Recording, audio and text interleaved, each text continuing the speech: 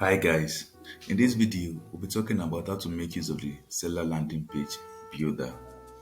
Now precisely we'll be working on creating an opt-in page. An opt-in page is an email sign-up form that allows customers to sign up to your email list or register for an online event. Now an online event can be like an upcoming webinar or to sign up to your newsletter. So first of all we go to our landing page builder by clicking this hamburger icon here and scroll to landing pages. Click on create page button, then blank template. Here you put in your page details. Click on create page. So here your landing page builder will open. Now before you start building, you have to have an idea of what you want to build. So for this video, working on this page right here. This is a dog foundation page whereby you are asked to sign up to their newsletter so they can give you monthly tips on how to keep your dog healthy and how to relate well with your dog. So we have this here. So we'll be creating this particular page. So looking at the page, first of all, we are looking at various sections and how we create them. The first section here is the logo section.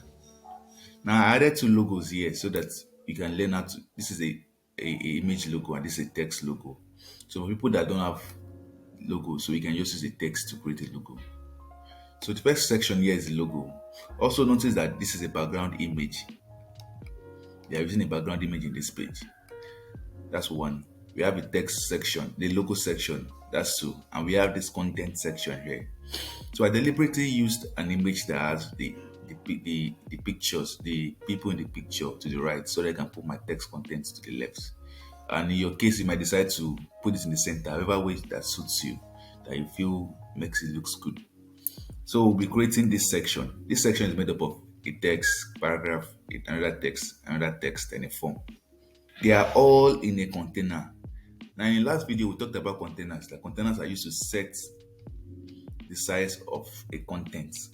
Now that's why it's a container so that this text does not spill over to the side. Also, now this container is placed at the left side of the page. Now to position an item, you use a row. So the container is put in a row to be able to position it to the left side. Same with this logo. This logo is placed in a row to be able to position it to the left side of the screen. So you can decide to place it to the right or to the left with the row. Now let's go to our page builder. So we'll be working with containers and rows. So when you open in a landing page builder, you meet to the container and a row. So usually instead of going to components to pick out containers here, row and container, I just duplicate these ones that I have here. I click on this and duplicate it. So first off, we'll be working with our logo here. So you want to have an image in a container that is in a row. Now the container is setting the size of the image. The row is setting the position of the logo. So we have a container that is in a row. So we need to put an image in this container.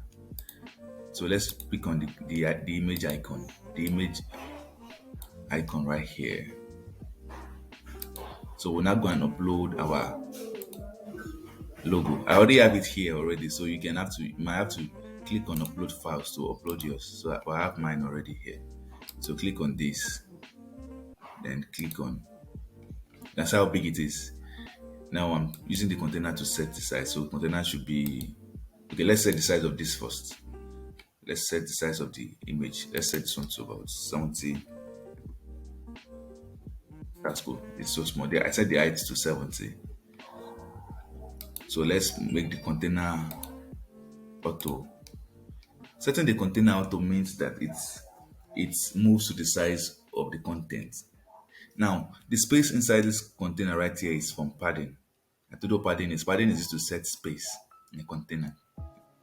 So most of the times when you pick a container, that's padding already. If you click on it and come to padding, you see you have 30 paddings on all sides. So we can move the padding to like 10 to make the container small. This looks fine.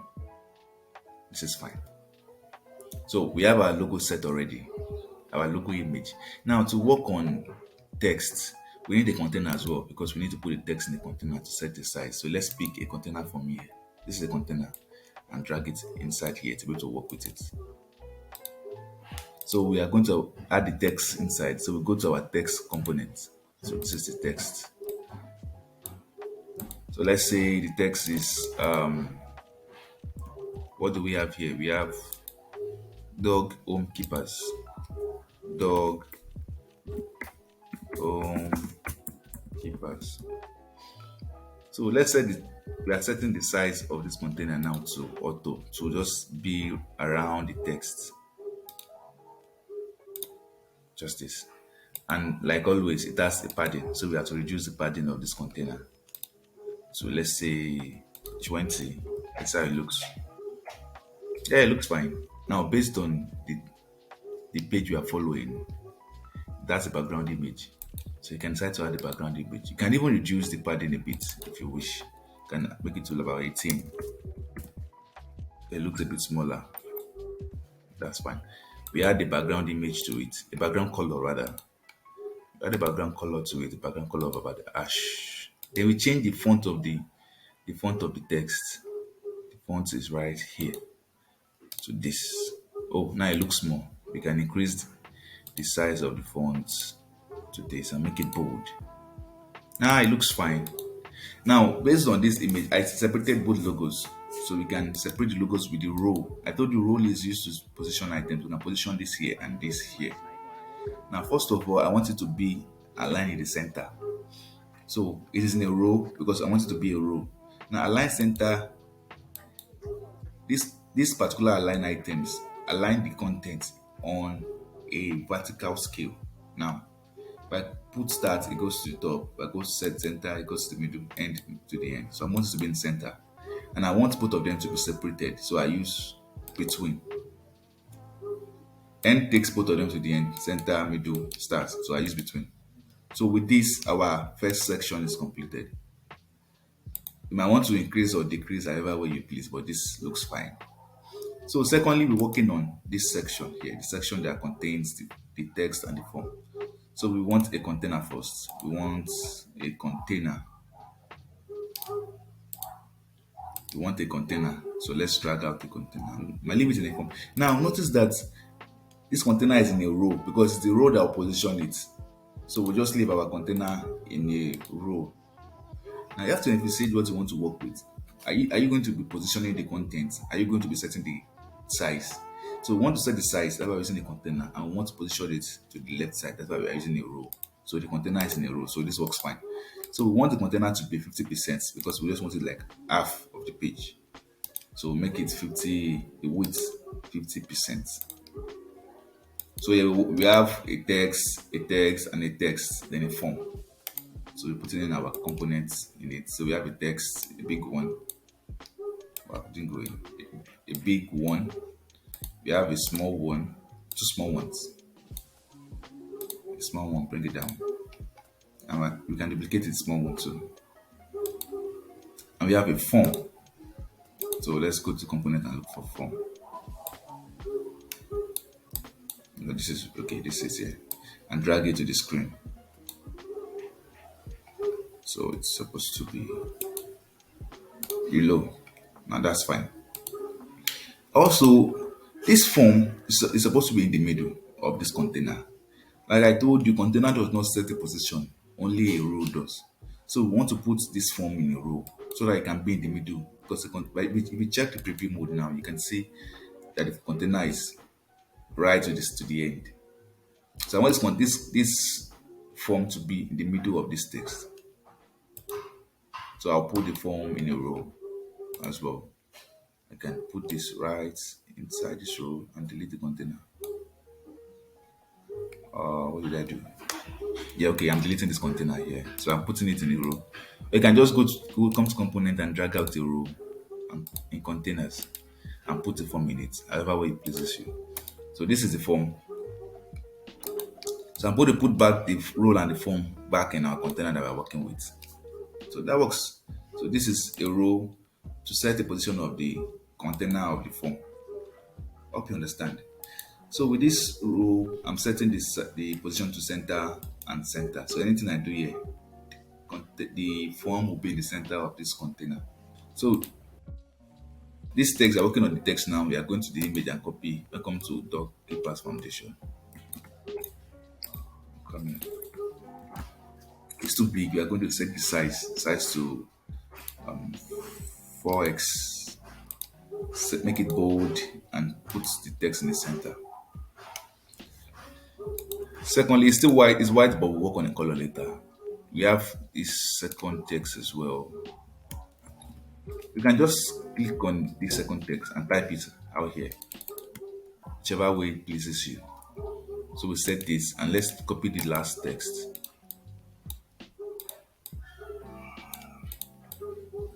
Join our newsletter. So we're setting that to the center. So this, we're almost done. So we don't need this text here. We need to delete it. We need to delete all this. So I think we are good. Now the form does not have, the form has a full name, email, and a button. But here we have phone number, so we are going to remove that. So we are going to uncheck this box here. Ask for phone number, it removes it. And let's change the text of our button. It says submit, but no, we want subscribe.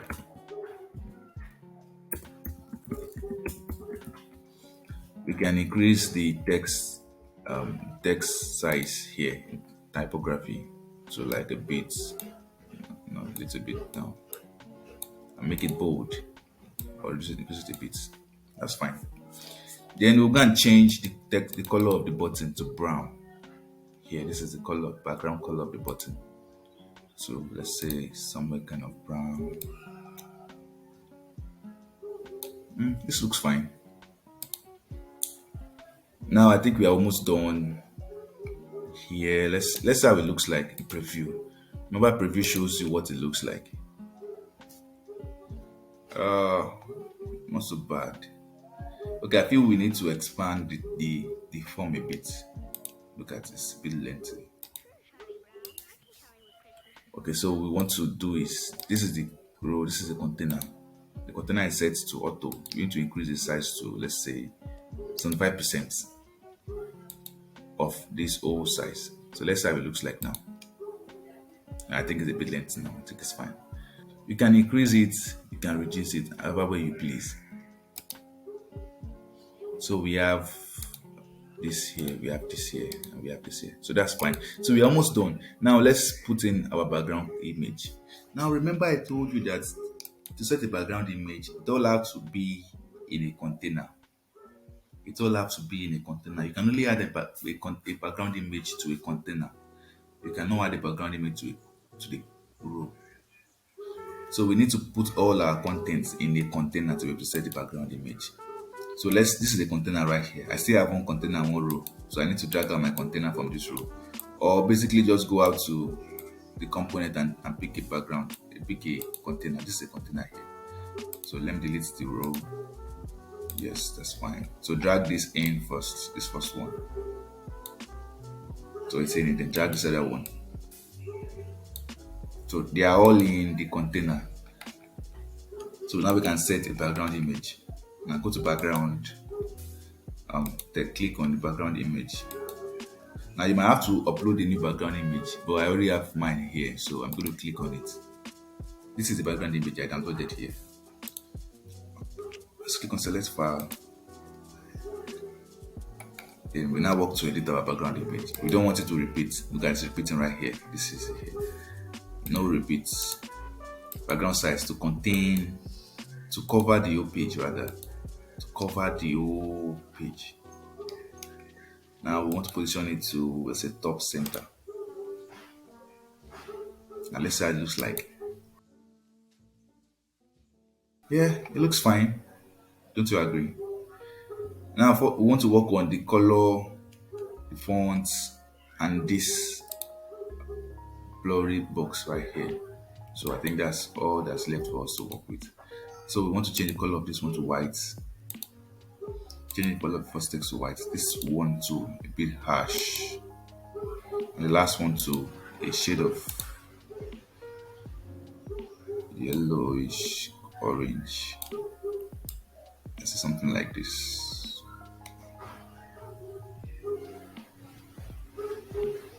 Yeah, this looks fine. It looks okay. So let's see what we have. And this is loading. So we have something like this. So we're almost done. We just need to move this our welcome a bit farther from the logo and readjust this and add the box right here. So let's say move it farther from the logo. So this section, we want to, I told you to move to control the space around a container. You have to use margin. Use margin to control the space outside the container. Use padding to control the space inside the container. So we are working on this container right here. Let's move. Use margin to move it below. So we are changing margin top to 30. So you can see it moves this container down. Also, let's remove the padding on this container so that this our content can be at the edges. Let's remove the padding. The padding should be like about 10. I think it's better.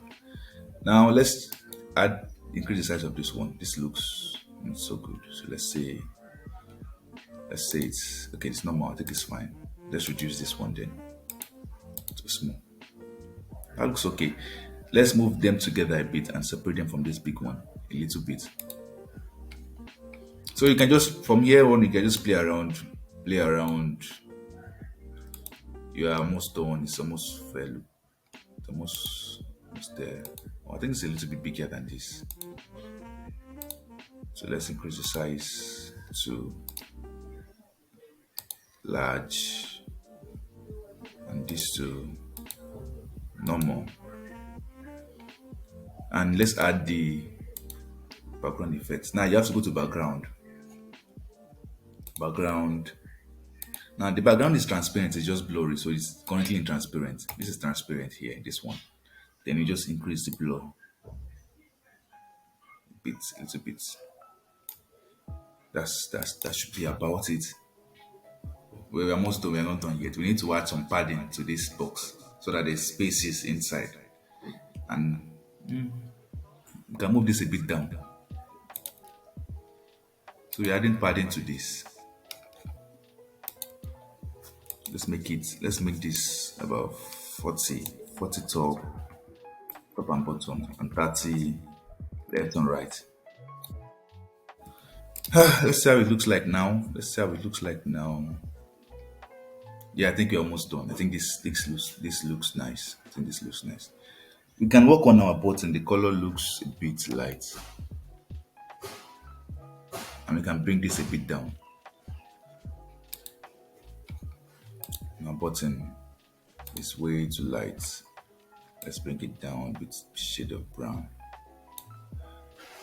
Let's move this to the top so that there's not much space between this text and this form. So let's remove the padding top, so let's go closer. So let's see how it looks like right now. Yeah, I think it looks fine. What do you think? It looks fine, right? Yeah, I think it looks okay. So we are done for the desktop view.